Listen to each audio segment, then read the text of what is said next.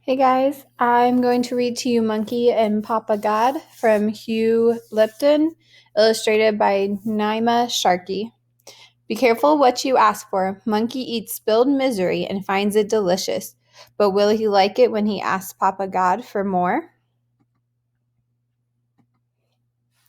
Tales of Wisdom and Wonder, Monkey and Papa God. Monkey and Papa God, a Haitian story. Once upon a time, in the middle of a forest, there lived an old woman who kept bees. Hives and hives of bees she kept, and by the end of the summer she had honey.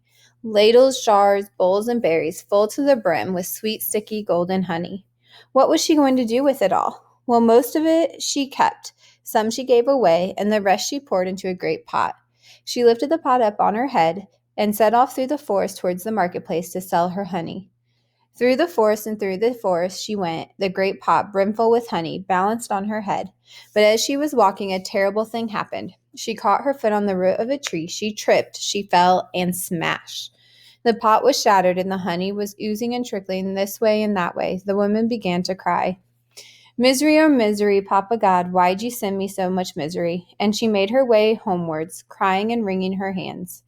Misery, or misery, Papa God, you send me too much misery. Now sitting up among the branches of a tree, watching everything, was a little monkey. As soon as the woman was gone, the monkey swung down to the ground and dipped one of his fingers into the strange sticky stuff.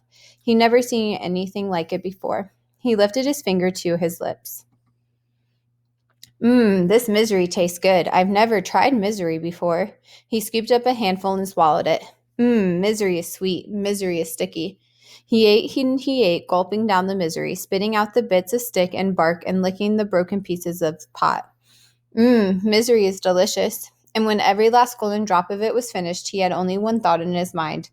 I want more misery.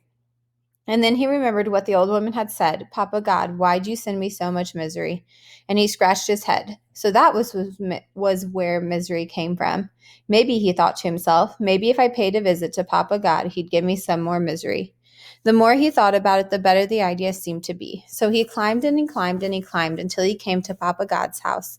And there was Papa God himself, sitting in the sunshine, watching the world. Hey, Papa God. Papa God smiled.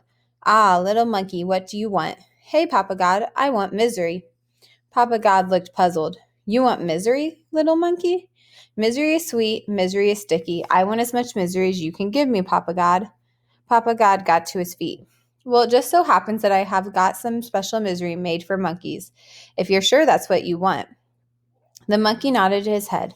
So Papa God went into his house. He was gone for a little while, and when he came out again, he was carrying a leather bag. Little monkey, this bag is full of misery. Now listen to me and do exactly what I tell you. First of all, you must carry the bag to the middle of a great sandy desert where no trees grow at all. Then you must open the neck of it, and inside you'll find all the misery you could ever dream of. The little monkey didn't waste any time. He took the leather bag and he climbed back down to the world. He ran and he ran until he came to the edge of a great desert. He ran and he ran until he came to the middle of it, and then he sat down.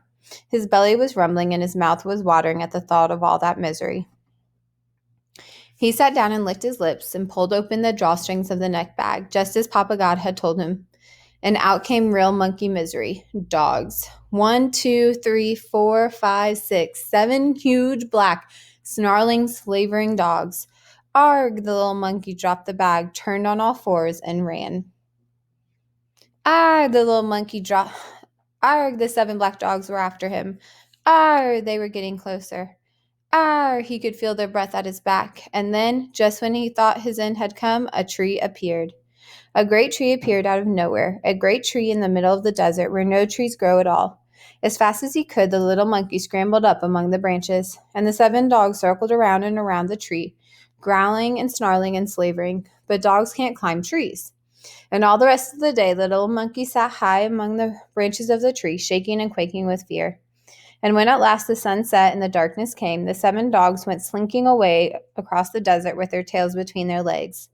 As soon as they were gone, little monkey climbed down and ran back to the forest as fast as his legs could carry him. But the question is this: who put that great tree in the middle of the hot, sandy desert where no trees grow at all? I'll tell you, Papa God put it there. Why? Because Papa God knows that too much misery is not a good thing, even for a monkey.